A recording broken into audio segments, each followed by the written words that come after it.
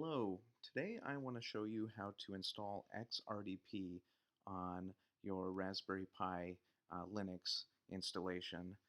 I want to use XRDP to manage my media server through the GUI interface, and I also like to avoid taking over the television set in the living room every time I want to do this.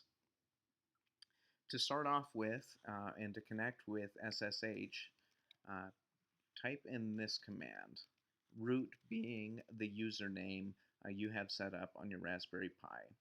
Keep in mind this is for Kali Linux, these commands. They do work on other Debian distributions, including Ubuntu.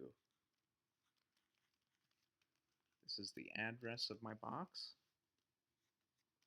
Of course, I need to type in my password and type in sudo. That gives me the permissions to do the installation. Apt-get is going to find the software, XRDP, and of course install makes it install.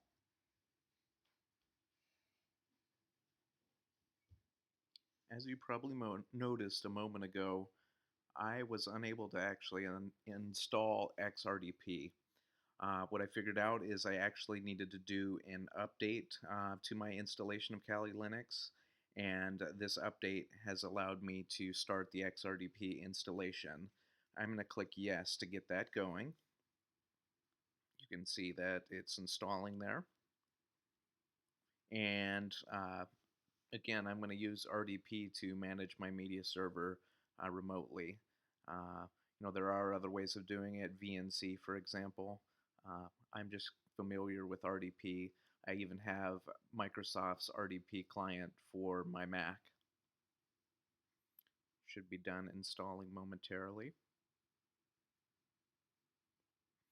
Now, XRDP in Kali Linux anyway is not by default going to start up when you restart your system. So I'm actually going to punch in a command here in a moment that will allow it to automatically start up with the system, and that way if you need to restart you don't have to plug in a keyboard and turn on your monitor and everything to get into it. You can still RDP into the Raspberry Pi.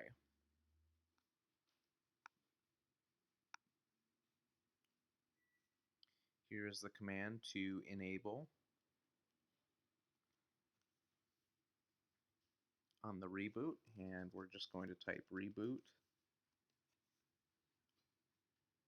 Raspberry Pi is restarting, and in a moment I should be able to demonstrate that.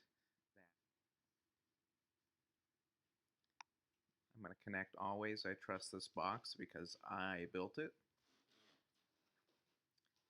And it loads a little funky at first, but you can see that I have successfully remoted in to Kali Linux. Thanks for watching my video, and stay tuned. I'm going to be creating a series of videos showing you how to set up a media server on the Raspberry Pi and be able to manage it and access it remotely.